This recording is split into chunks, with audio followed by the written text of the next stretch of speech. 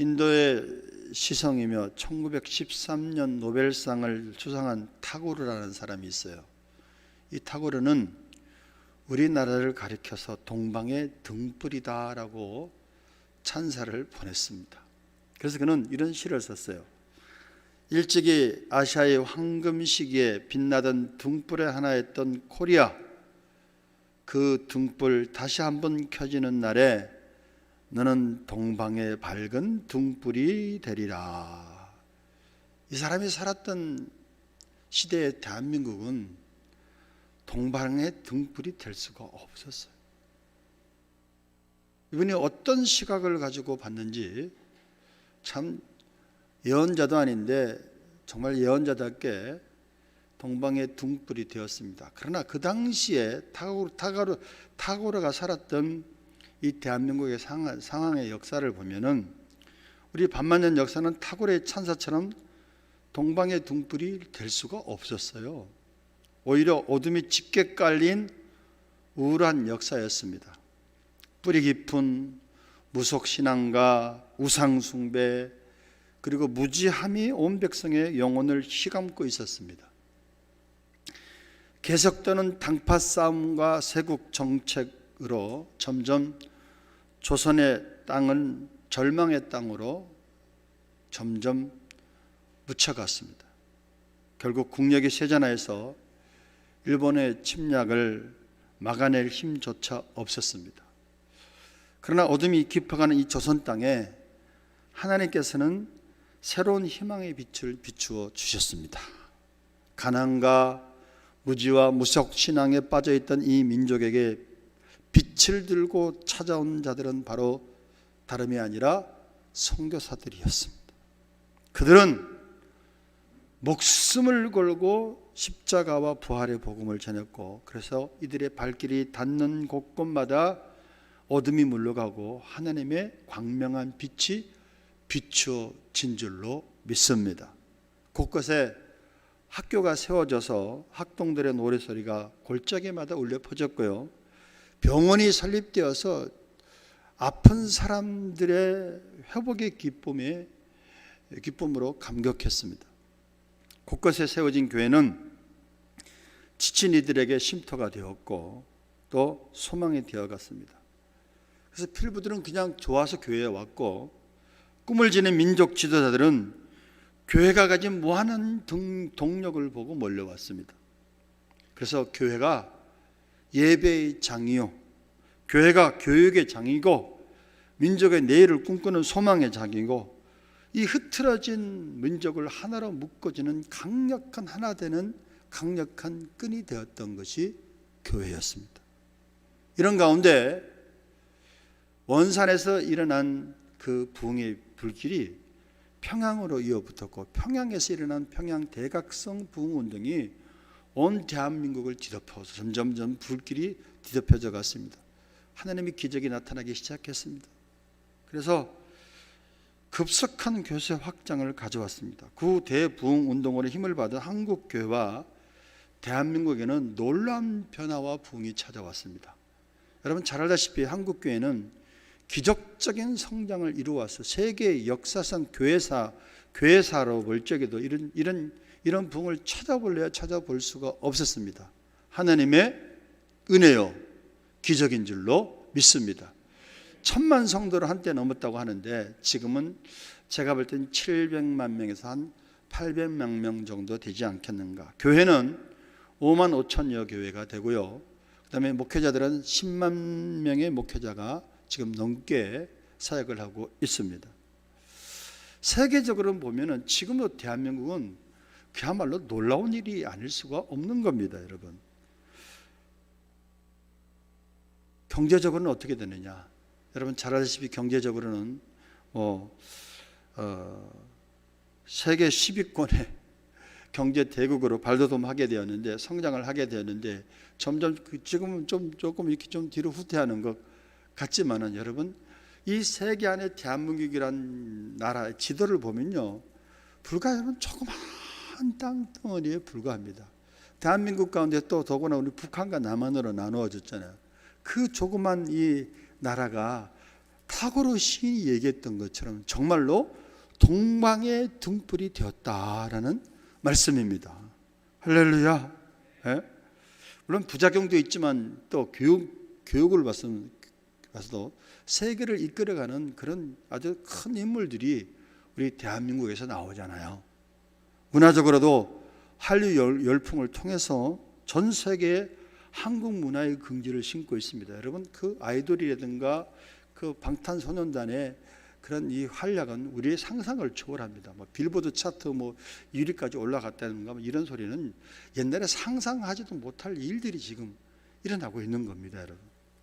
스포츠 분야에서도 대한민국은 올림픽 하면 10위 안에 들잖아요. 정말 대단히 놀랄 일이 아닐 수가 없고 감사할 일이 아닐 수가 없습니다. 대한민국은 그래서 원조를 받은 국가에서 원조하는 나라가 된 최초의 국가가 되었습니다. 타고르가 참 그 사람은 시인인데 어떻게 이런 영가인가 할 정도로 정말로 대한민국은 이렇게 쭉 믿음으로 바라보면 동방의 등불이 되었고 동방의 등불이 될 줄로 믿습니다. 이 모든 것이 하나님의 은혜요, 이 민족을 부흥케 하신 하나님의 축복의 결과인 줄로 믿습니다.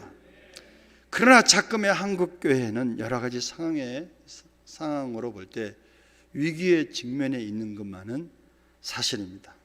먼저 교회를 보는 세상의 시각이 곱지 않습니다. 곱지 않을 뿐만 아니라 반기독교 정서가 점점 커지고 있습니다. 그 결과 교세가 이제는 정체 내지 감소해 가고 있어요. 정통교회들이 이단과 사이비 세력들의 공격에 두려워하고 있고 흔들리고 있습니다.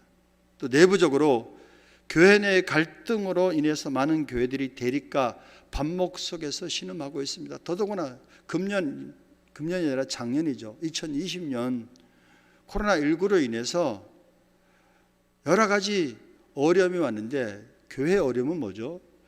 대면 예배를 드려야 되는데 대면 예배를 드리지 못하고 지금처럼 비대면 예배를 거의 1년을 가까이 비대면 예배를 드려오다 보니까 이 교회가 정말 위기를 맞이하게 되었다라는 말씀입니다. 우리는 지금 소망이 2021년도를 맞이하게 되었어요. 오늘 주일로는 첫 예배입니다. 신년 예배죠. 신년 예배를 통해서 우리는 새롭게 우리의 마음을 다져야 될 줄로 믿습니다. 이대로 한국교회가 부끄러운 가운데 앉아 있을 수만은 없다. 이제는 하나님께서 오늘 본문을 통해서 말씀하신 한국교회는 이제는 어떻게 되느냐? 일어나야 됩니다. 저와 여러분의 심령은 다시 일어나야 됩니다.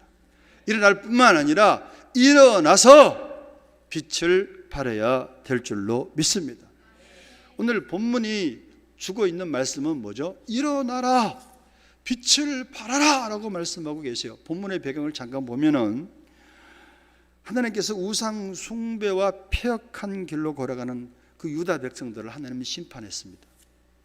바벨론이라는 나라를 들어서 채찍으로 사용해갖고 바벨 나라가 망하게 되었어요. 그래서 온 나라 백성들이 많은 백성들이 바벨론에 포로로 끌려가서 70여 년 동안의 포로 생활을 했습니다. 종살이를 했습니다. 여러분 7년도 힘든데 70년을 종살이를 하다 보니까 예배가 없어지게 되고 믿음도 흔들리게 되고 또 선민으로서 상상할 수 없는 치욕과 버림받음의 기간이 되었습니다. 그들에게는 아무런 희망이 없었습니다. 그들에게는 나라를 회복할 수 있는 능력도 없었습니다. 그러나 하나님께서 유다 백성들을 향해서 예언하신 것이 있어요.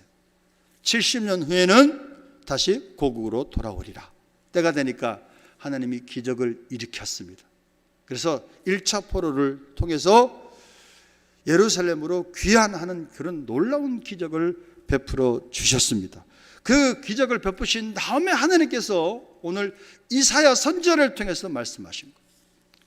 예루살렘으로 귀환한 그런 유다 백성들을 향해서 본문을 통해서 두 가지 사명을 주십니다. 두 가지 명령을 주십니다. 어떤 명령이냐? 일어나라! 그리고 빛을 발하라.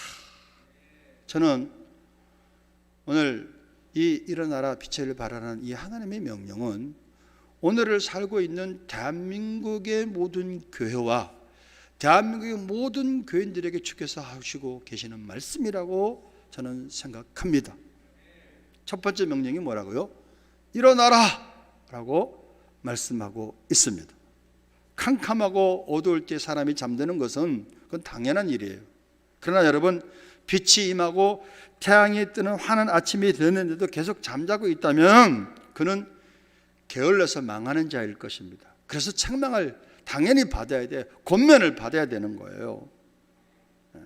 여러분, 오늘 본문의 2절 말씀을 다시 한번 우리 보도록 하겠습니다. 2절, 본문 2절 말씀 다 같이 합독합니다. 보라, 어둠이 땅을 덮을 것이며 캄캄함이 만민을 가리려니와 오직 여호와께서 내 위에 임하실 것이며 그의 영광이 내 위에 나타나리니. 초창기에 대한민국은 어둠이 땅을 덮었고 캄캄함이 만민을 가렸지만 하나님의 복음의 빛이 선교사들을 통해서 비춰지니까 회복의 놀라운 역사가 일어났잖아요. 그 역사는 반복합니다. 지금 여러분 마지막 때를 살고 있습니다. 영적으로 보면 지금 어떤 때느냐? 영적으로 보면 보라, 어둠이 땅을 덮을 것이며 캄캄함이 만민을 덮을 것이라, 가릴 것이다 라고 말씀하고 계세요. 우리의 대적 마귀는 자기 때가 얼마 남지 않은 것을 알고 우는 사자와 같이 두루 다니면서 삼킬 자를 찾고 있습니다. 그래서 택한 자라도 넘어뜨리기 위해서 수단과 방법을 가리지 않는 마지막 때란 말이죠. 아주 캄캄함이 극에 이른 그런 이때를 우리가 살고 있는 거예요.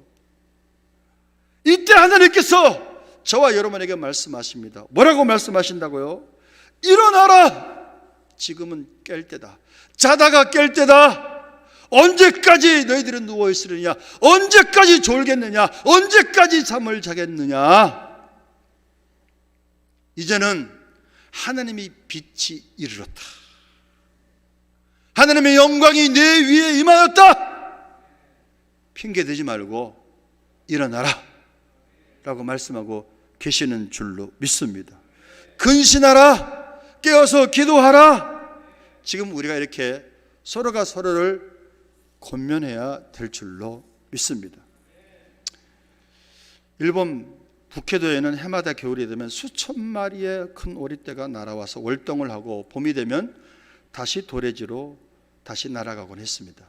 그런데 어느 해인가 이상기온으로 호수가 꽁꽁 얼어붙는 바람에 오리떼들이 물고기를 잡아 먹지 못하고 죽어가고 어려움을 겪게 되었습니다. 그것을 본 주민들이 콩과 같은 오리들이 좋아하는 먹이를 오리들에게 매일같이 주었습니다. 어느덧 오리들은 사람이 주는 먹이를 받아 먹는데 재미를 붙이게 된 거예요. 그런데 문제는 그래서 추운 겨울이 지나고 봄이 되면은 이 오리들이 다시 도래지로 날아갔어야 되는데, 도래지로 되돌아갔어야 되는데 얘들이 도래지로 갈 생각을 하지 않는 거예요. 왜 그렇죠? 이미 주민들이 주어주는 그런 음식물에 길이 들여진 거야. 도래지로 돌아가본들 여기가 조사원인데.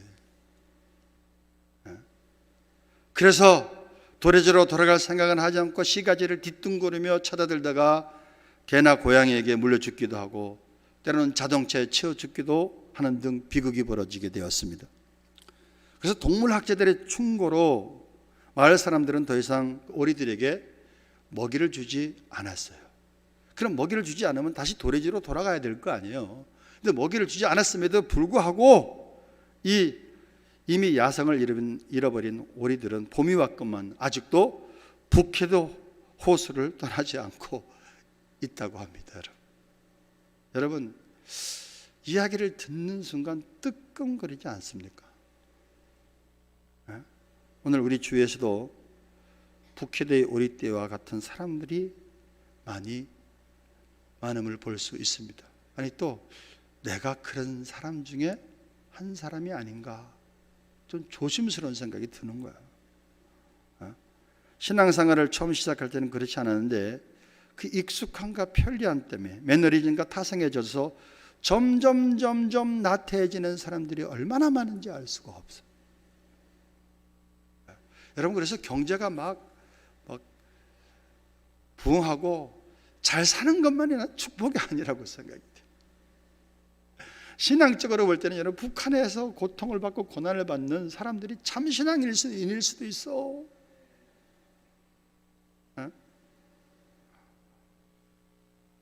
더구나 코로나19로 인해서 유튜브를 통해 한 인터넷 예배와 또 줌을 통한 현장 참여라는 편안함에 그건 참 좋긴 좋은데, 우리들 스스로가 혹시 북해대 오리떼들처럼 익숙함 때문에, 편리함 때문에 제자리에 주저앉아 있지는 않는가, 조심스럽게 돌아봐야 된다는 말씀입니다. 어쩔 수 없는 상황에서 우리는 인터넷 예배를 드렸지만, 그것으로 인해서 역동적인 신앙생활을 하기보다 신앙생활이 점점 퇴보하거나 제자리에 정체되어 있지는 않겠느냐라는 말씀입니다.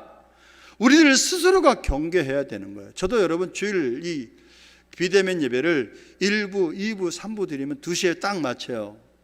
우리 교회는 잘 알다시피 주일날 저녁 예배까지 있었잖아. 그럼 주일 저녁 예배 드리고 9시 예배까지 끝나야지 긴장이 풀어지는 거야.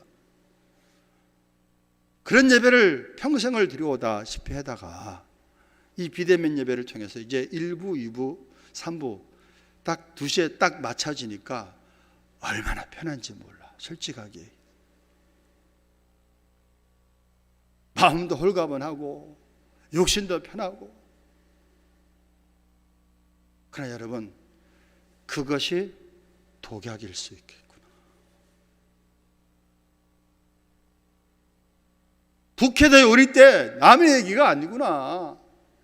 북해대 우리 때의 얘기는 우리의 이야기일 수 있겠구나.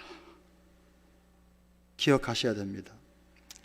사랑하는 미라가정 여러분, 하나님께서는 하나님의 자녀들과 하나님의 백성들이 제자리에 머물러 있는 것을 원치 않으십니다. 뒤로 물러난 거 원치 않으세요. 뒤를 돌아보는 거 원치 않으십니다. 믿음으로 전진하기를 원하세요. 여러분, 가나안 땅은 하나님이 약속한 땅이야. 젖과 꿀이 흐르는 땅, 하나님께서 주신다고 약속한 땅은 가만히 앉아서 누리는 땅이 아니야. 어떻게 하죠? 들어가서, 믿음으로 들어가서 싸워서 취해야 돼. 잠시 잊어서는 안 됩니다. 하나님께서 이미 가나안을 약속했지만은 가만히 태만하게 앉아서 가나안을 누리는 거 아니에요. 믿음으로 들어가서 영적인 싸움을 해나가야 돼. 싸워서 취해야 돼. 승리할 때 가나안이 저와 여러분 이것이 되는 줄로 믿습니다. 요한복음 5장에 보면 베데스다 연못가에 38년 된 그런 환자가 있잖아요. 어느 날 예수님께서 그 베데스다 연못가에 38년 된 환자를 찾아오십니다. 그리고 말씀하시기를 내가 낫고자 하느냐 이렇게 물어봤어요. 그때 그 사람이 뭐라고 얘기했죠? 주여, 물이 움직일 때 나를 못에 넣어줄 사람이 없어서 내가 가는 동안에 다른 사람이 내려가나이다. 38년 동안 이러고 있었다는 얘기예요. 예수님께서 그 사람을 데리고 베데스다 연못가에 데려간 거 아니에요. 뭐라고 말씀하셨죠? 예수님께서 그때 예수님께서 하신 말씀이 일어나 내 자리를 들고 걸어가라. 핑계 대지 마. 이 38년 된 환자의 시각은 그럴 수밖에 없어. 당연한 거야. 근데 하나님께서 뭐라 그러시죠? 일어나라. 내 자리를 들고 걸어가라. 믿음으로 일어나서 걸어가면 내가 역사하는 거야. 내가 너에게 힘을 주는 거야. 네가 할 수 있는 거는 믿음으로 일어나. 말씀에 순종해. 일어나서 걸어가라. 말씀하고 계십니다. 주님께서 도와주시니 사랑하는 미라가정 여러분, 핑계 대지 맙시다. 어둠이 지금 덮고 있어요. 내 심령을 가리고 있어요. 코로나19로 해서 경제가 힘들어요. 예배도 잘 못 드릴 수 있어요. 그러니 내가 당연히 침체되는 거 마땅한 거 아닙니까? 핑계대지 마시라니까. 일어나! 내 자리를 들고 걸어가라. 에베소서 5장 14절 말씀 봅니다. 뭐라고 말씀하고 계시는가? 에베소 5장 14절. 그러므로 이르시기를 잠자는 자여 깨어서 죽은 자들 가운데서 일어나라. 그리스도께서 너에게 비추이시리라. 할렐루야. 일어나서 깨어서 죽은 자들 가운데 일어나면 하나님께서 다리에 힘을 주는 거야. 길을 비춰주시는 거야.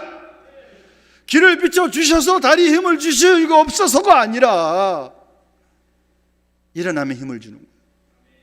걸으면 길이 열리는 거야. 믿음으로 전진해야 됩니다. 지금이야말로 주의 백성들이 깨어나야 할 때인 줄로 믿습니다. 편안과 안일과 무감각의 잠에서 깨어나야 되고 슬픔과 낙심과 슬럼프의 자리에서 깨어나야 될 줄로 믿습니다.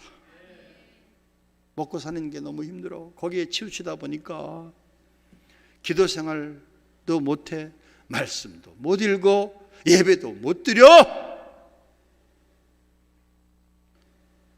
언제까지 죽은 자들 가운데서 같이 누워 있어야 되겠습니까? 죽은 자들 가운데 같이 앉아 있어야 되겠습니까? 주께서 말씀하십니다. 너 일어나! 내가 힘을 준다. 힘을 줄 테니까 일어나라가 아니라 일어나면 힘을 주시는 거야. 이미 약속이야. 두 번째 명령은 일어나는 것만으로도 안 됩니다. 일어났으면 어떻게 된다고요? 빛을 발하라. 빛을 나타내라. 다시 말해 하나님의 영광을 나타내라. 이렇게 말씀하고 계세요. 제가 이 말씀을 묵상하고 기도하는 가운데 의문이 생겼어요. 사실은 새해 어떤 말씀을 전할까 몇 주 전부터 사실 고민했어요. 기도하는 마음으로 주어지면. 그러다가 이사야서 60장 오늘 1절에 3절 말씀이 마음에 와닿았어요. 그래서 이제 기도를 하게 되는 거죠. 시간 있을 때마다. 그런데 어떤 의문이 생겼느냐. 하나님 아버지 일어나서 빛을 발하라고 명령하시는데 빛을 비추어 주셔야지 빛을 발할 수 있고 하나님의 영광을 먼저 저에게 주셔야지 영광을 나타낼 거 아닙니까? 내 힘으로는 나는 일어날 수도 없고 내 힘으로는 하나님의 영광의 빛을 비출 수 없는 거 아시잖아요. 그러니 영광의 빛을 먼저 주세요. 비춰주세요. 이렇게 기도하는 가운데 깨달음이 좀 생겼어요. 몇 가지 깨달음이. 그것을 지금 이 시간 잠깐 같이 나누도록 하겠습니다. 여러분, 예수님을 영접한 신자들은 하나님의 자녀는 두 가지 특성을 가지고 있어요. 이걸 잘 깨달으셔야 돼요. 제가 하나님 영광의 빛을 비춰주셔야 될 거 아닙니까? 그렇게 기도하는 건 좋은데 네 속에 이미 영광이 임하였다. 너는 이미 빛으로 옮겨진 사람들이야 라는 생각이 들었어요. 말씀이 떠오른 거죠. 여러분, 우리는 전에 마귀의 종이었습니다. 어둠의 자식이었습니다. 지옥 갈 사람들이었습니다. 그런데 이제는 빛으로 옮겨졌어. 할렐루야. 하나님의 자녀가 되었어. 주님의 이름으로 기도할 수 있는 특권을 받았어. 그리고 이런 믿음으로 예수님, 믿음으로 하나님, 내 기도를 들으시잖아요. 이 자리에 함께 계시잖아요. 이렇게 구할 수 있는 하나님의 자녀가 되었다는 말씀이죠. 그래서 우리의 인생은 이제는 천국을 향하고 있는 겁니다. 무죄의 어둠으로부터 이제는 하나님과 구원과 영생과 부활을 알고 성령의 기쁨을 누리는 사람이 되었습니다. 물론 육신의 연약함으로 말미암아 환경의 영향을 받다 보니까 또 성령 충만하던 것이 충만하지 못하게 되고 육신의 생각이 나타나기도 하지만서도, 그러나 우리 신분상으로는 이미 우리는 어떻게 된 사람이다? 어둠에서 빛으로 옮긴 사람들이다라는 사실이 먼저 인지돼야 돼. 그리고 기도하셔야 되는 거예요. 나는 어둠에 속해 있다가 생각하지 마시고, 나는 이미 어둠에서 빛으로 옮겨진 사람이로구나. 나는 죽고 예수로 사는 신분으로 변화된 사람이로구나. 그래서 내 생각이 죽어지고 내가 부인되어지고 하나님의 말씀을 붙잡고 믿음으로 성령님을 의지하게 되면 빛을 저절로 나타낼 수밖에 없구나 라는 사실을 깨닫게 되었다라는 말씀입니다. 그래서 먼저 우리의 정체성을 알아야 돼. 그래서 나는 어둠에서 빛으로 옮겨진 사람이로구나. 그래서 제게 더 충만함을 주시옵소서. 제게도 성령의 기름을 부어 주시옵소서. 그럴 때 우리는 어떻게 되는 거죠? 빛을 발할 수 있는 사람이 되는 줄로 믿습니다. 아멘. 둘째 깨달음이 뭐냐? 여호와의 영광을 달라고 했는데 여호와의 영광이 우리 위에 임하여 있는 사람들이야. 여러분 그 중세에 그려진 성화들을 이렇게 쭉 보면은 성자들 뒤에 빛을 상징하는 둥그런 이렇게 원이 원 모양을 그려 놓은 것을 볼 수 있습니다. 보셨어요? 네? 중세 성인들 보면 이 빛을 둥그렇게 그렸어. 저거 뻥 아니야? 저거 저렇게 저거 왜 또 과장된 그림 아니야? 이렇게 생각을 했었는데 가만히 생각해 보니까 과장된 것도 아닌 것 같아. 우리 눈에 보진 않지만 예수 믿는 사람들은 예수님의 빛과 영광이 임한 사람들이야. 성령에 더 충만함을 받으면 그 영광이 더 환하게 빛나는 것이죠. 성경을 볼까요? 정말 그런가? 마태복음 5장 14절 말씀 뭐라고 말씀하고 계시죠? 기도하는 가운데 이 말씀이 잘하는 말씀이 떠올랐어요. 너희는 세상에 뭐다? 빛이라. 산 위에 있는 동네가 숨겨지지 못할 것이에요. 세상에 빛이 될 것이라고 말하지 않았어. 이미 세상에 빛이라 그랬어요. 빛 대신 예수님이 우리 안에 와 계시잖아. 예수님을 영접했다는 얘기는 빛 대신 예수님을 우리 마음속에 영접했다는 얘기예요. 빛이 이미 임하여 있다는 사람들입니다. 성도는 하나님의 빛과 하나님의 영광이 임한 사람들입니다. 불신자들은 우리에게서 빛과 영광을 보고 하나님께로 나오게 되는 거야. 사실은 여러분 마귀와 귀신들과 그 미혹의 영들은요, 악령들은 권력 무서워하지 않고요, 돈 무서워하지 않고 지식 무서워하지 않습니다. 명예 무서워하지 않습니다. 그러나 하나님의 빛과 영광을 가진 믿음의 사람들은 무서워합니다. 왜냐하면 마귀는 하나님의 영광을 바로 쳐다볼 수 없기 때문입니다. 이 영광의 빛이 우리에게 임하여 있다는 사실을 좀 깨달으셔야 돼. 언제 알 수 있느냐? 귀신 들린 사람들 보면 예수 이름으로 나가라. 목사님만 하는 거 아니야. 장로님만 하는 거 아니야. 예수 믿는 모든 사람들에게 빛이 있어. 하나님의 영광이 있어. 예수 이름을 주셨어. 그래서 여러분, 나는 비록 나는 참 온전히 기도 생활도 잘 못하고 나는 부족함이 많은데, 부족함이 많더라도 하나님의 자녀는 자녀라니까. 부족함이 많은 자녀지. 그래서 예수 이름을 가졌기 때문에 여러분 예수 이름으로 하고 믿음으로 선포해 보세요. 어떤 역사가 일어나는가. 그래서 여러분 이 영광의 빛이 우리에게 임하여 있습니다. 그래서 이 영광의 빛은 전기불과도 비교할 수 없고 햇빛과 달빛과도 또 별빛과도 비교할 수 없습니다. 정말 그런가요? 이사야서 60장 19절 봅니다. 이사야 60장 19절. 다시는 낮의 해가 내 빛이 되지 아니하며 달도 내게 빛을 비추지 않을 것이요 오직 여호와가 내게 영원한 빛이 되며 내 하나님이 내 영광이 되리라. 할렐루야, 할렐루야. 예수님 뭐라고 말씀했죠? 마태복음 5장 15절. 마태복음 5장 15절 말씀 봅니다.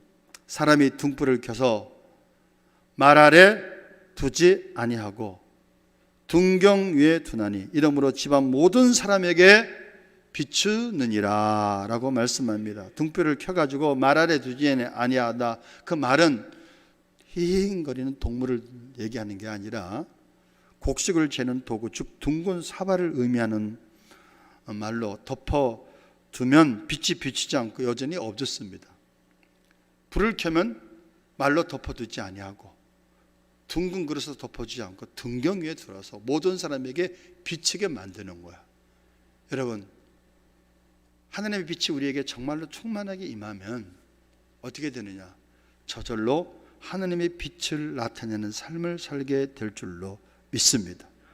그래서 빛을 나타내는 방법 몇 가지가 있는데, 첫째는 어떻게 빛을 나타내느냐? 우리에게 빛이 임하여는 그 빛을 어떻게 나타내야 되냐면 변화된 삶을 통해서 빛을 나타내셔야 돼요. 뭐라고요? 저와 여러분이 변화된 삶. 욕쟁이가 욕하지 않고 신경질 부리던 사람이 온유해지고 불평과 원망이 많았던 사람들이 아멘으로 변하고 늘 감사하다는 말이 변화되고 심령이 변화되고. 여러분, 초창기에 성령의 역사가 강하게 일어났을 때 술주정배들이 술집이 떠나게 되고 우상숭배하던 사람들이 하나님을 섬기면서 얼굴이 밝아지게 되고 허무감에 방황하던 사람이 영혼을 바라보며 삶의 의미를 깨닫게 되면서부터 평안이 있어지게 되고 죄악에 빠져 가족을 괴롭히던 사람이 거룩해져서 자신과 남에게 이익을 주며 살아갑니다. 이것이 바로 빛을 비추이는 거예요. 간접적인 전도를 하는 겁니다. 그래서 여러분, 우리는 어떻게 해서 빛을 비춰내야 되냐? 우리의 변화된 삶을 통해서 빛을 비추셔야 됩니다. 그래서 우리가 변화되기 위해서는 자꾸 말씀과 기도의 경건의 연습을 통해서 우리가 주님을 닮아가야 돼. 우리가 경건해져야 돼. 그럴 때 빛을 나타낼 수 있게 되는 줄로 믿습니다. 제가 아는 집사님을 제가 어제 만났는데 우리 교회는 아니에요. 그 집사님이 보건소 알바를 하게 되었어요. 요즘 이 파주 지역이 심각해진다는 거예요. 이 아파트마다 확진자들이 없는 사람이 없을 정도로 확진자들이 있게 되는데, 그럼 확진자가 생기면 그 아파트에 들어가가지고 전부 방역을 다 해주는 거죠. 소독약을 가지고. 그런데 뭐라고 얘기했는지 아세요? 목사님, 자기랑 동료 한 분이 같이 가는데 이 동료는 한 65세 된 그런 남자 동료야. 그런데 목사님, 저희가 방역을 해주고 소독을 해주면 갑질하는 사람들이 있는데 갑질하는 사람들이 누군지 아세요? 전부 교표가 붙어있는 사람들이. 그렇지 않은 사람들은 고마워요, 감사해요, 방역해 주려고 하면은 이쪽도 해주세요 이러는데 약간 반말로 한대. 저기도 해, 여기도 해. 그러고 나오면서 그 65세 된 안 믿는 사람은 저 예수 믿는 것들 욕을 막 얼마나 해야 되는데 자기가 막 말은 할 수가 없고, 모 기도원에서 확진자가 다녀갔다는 소리를 듣고 그 기도원에 가서 또 방역을 해주는데 젊은 목회자인지 누군지는 모르겠는데 60세가 다 넘었잖아. 보건소에서 나와서 방역을 해주면은 정중하게 돼야 되는데 반말로 저기 해. 기도 듣자.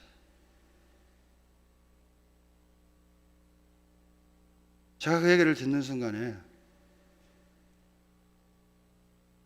참 이거 문제로구나.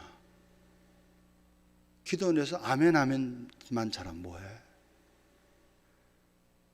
예수님께서 뭐라고 말씀했죠? 나는 마음이 온유하고 겸손하니 나의 멍에를 메고 내게 배우라. 예수님을 닮아가면요, 예수님의 마음을 닮아가는 거야. 예수님의 마음은 어떤 것이라고요? 나는 마음이 온유하고 겸손하니.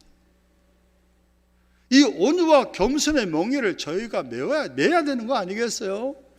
그럴 때 빛을 나타낼 수 있는데 어떻게 된 건지, 예수 믿다가 조금 복을 받고, 물질적인 복을 받고, 예수 믿다가 좀 잘 되면, 높은 자리에 가게 되면 온유와 겸손은 눈을 씻고 찾아보고 싶어도 찾아볼 수가 없어.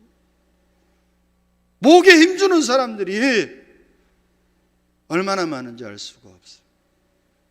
집사 때는 겸손하던 분이 장로 직분을 달고 보니까 사람이 달라져야죠, 좋게. 근데 나쁘게 달라지는 사람들이 있으니까 문제가 되는 거 아닙니까? 목사들도 마찬가지인 것 같아요. 제가 기도원에 그분 얘기를 들으면서 나는 혹시 저런 다른 사람들에게 저런 모습을 비춘 거 아닌가, 조심스러워지고 나를 돌아볼 수 있는 계기가 되었습니다. 사랑하는 미랄가정 여러분, 나는 죽어야 됩니다. 예수님이 나타나셔야 됩니다. 그런데 이런 변화된 삶을 통해서 빛을 나타내셔야 되고, 둘째는 입술을 열어서 예수님을 전도하는 것도 빛을 나타내는 중요한 방법인 줄로 믿습니다. 금년에 우리 교회 온땅의 미랄교회 성도들은 2명 이상을 전도하시기를 목표를 세우세요. 너무 목표 10명 이상 잡지 말고 2명만. 1년 한 해 동안 내가 2명만 해야겠다. 그래서 늘 말씀드리지만 전도를 못하겠던 아이를 놓으세요. 아이를 낳아서라도 전도를 하십시오. 그리고 누구를 전도할까 생각하고 그 사람을 위해서 미리 좀 작전을 짜. 미리 좀 계획을 세워. 그런데 미리 전도하는 사람들을 계획을 세우는 사람과 아무런 생각 없는 사람하고는요, 아무런 생각 없는 사람은 절대 전도 못합니다. 나는 내 상황이 어렵지만 그래도 전도를 해야지, 이렇게 열려 있는 사람에게 하나님께서 전도할 사람을 붙여주셔. 정말 그렇습니다. 목사님, 지금 코로나 시대로 인해서 교인들의 손가락질을 받는데 무슨 전도가 되겠어요? 전도 못해요. 그런 사람은 전도 못합니다. 그 믿음대로. 그런데 이런 상황이지만은 하나님께서 예비된 사람이 있을 것이야, 이렇게 긍정적으로 생각하고 믿음으로 바라보고 전도를 하려고 하는 사람들, 그 사람들은 반드시 그 사람들이 눈에 보여. 하나님께서 붙여주신다는 말씀이죠. 새해 주시는 약속의 말씀, 사실은 한 달 전에 저한테 앱이 들어왔어요. 앱을 전부 카톡으로 보내갖고 새해 주시는 말씀을 딱 누르면 자기한테 주는 말씀이 딱 떠올라. 근데 그건 아니지 않냐. 저희 교회 얘기예요. 다른 교회들은 그렇게 했는지 모르겠어요. 그래서 말씀 카드를 그래도 신청을 했어요. 저희들은 이 말씀 카드를 신청을 했는데 어떻게 해야 되겠느냐, 의논하는 가운데 좋은 아이디어가 나오게 되었죠. 그래서 그러면 조금 수고스럽지만은 교인들의 주소를 다시 한번 받아가지고 우편으로 하나님 말씀 카드를 송달해 주자. 목사님이 기도하고 뽑아가지고, 그래갖고 그 작업을 다 해서 월요일날 늦게 사실 붙였어요. 주일날까지 전부 명단 받고 주소를 다시 받아가지고 월요일날 오후에 송달을 했는데 우편을 우체국 가서 붙였는데 한 5시쯤 가서 붙였을 것 같아요. 작업을 하고 아직도 도착하지 않은 가정이 있다 그래요, 말씀이. 근데 여러분 어쨌든 도착하지 않은 가정은 몇몇 가정이고 대부분 다 도착을 해가지고 송구 영신 예배 때 말씀 카드를 서로 뽑았잖아요, 같이. 그 말씀 카드를 뽑으면서 몇몇 집사님들이 저한테 자랑스러운 보고를 하기를, 목사님 우리가 이렇게 한다니까 제 친구들이 깜짝 놀라요. 다른 교회들은 이걸 생각하지도 못했는데 너희 교회들은 어떻게 이렇게 생각을 해가지고 말씀 카드를 다 보낼 생각을 하고, 또 영신 예배 때 같이 뽑을 주무를 통해 가지고 또 실시간 예배를 통해 같이 뽑을 생각을 할 수 있었느냐.